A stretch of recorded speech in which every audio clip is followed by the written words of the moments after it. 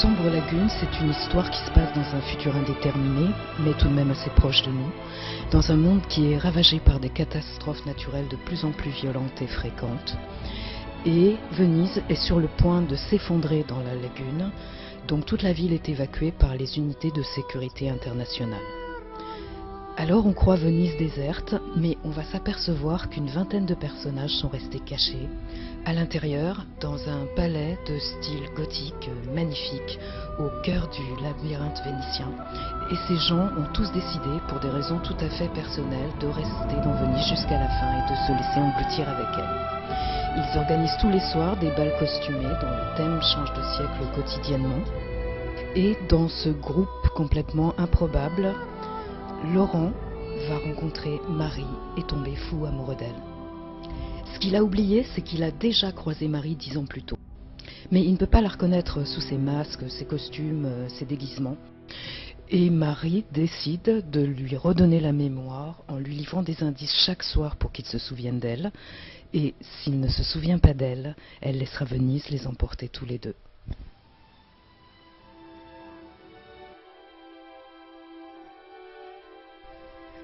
Les deux principaux thèmes de ce roman, c'est l'amour et la mort, l'éternel duo Héros-Thanatos, la mort d'une ville et de personnages, sous différentes formes, la mort brutale, ou lente, ou fuie, ou recherchée. L'amour aussi sous différentes formes, l'amour à la fois sage ou passionné, ou différents sentiments comme la jalousie, l'innocence, ou même dans le cas de l'héroïne jusqu'à la folie, la névrose totale et la destruction.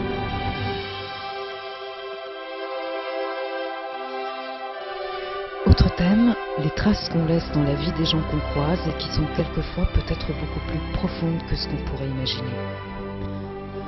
Les événements qui font que d'un seul coup, une vie va être complètement bouleversée en quelques heures, prendre une direction tout à fait différente de ce qu'on aurait pu penser.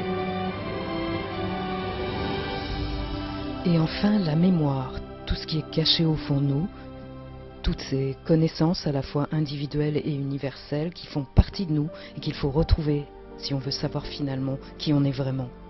Ce qui veut dire introspection, chemin initiatique intérieur, quête spirituelle, qui est symbolisée dans l'histoire par différentes lames de tarot, qui sont le tarot initiatique et non pas divinatoire.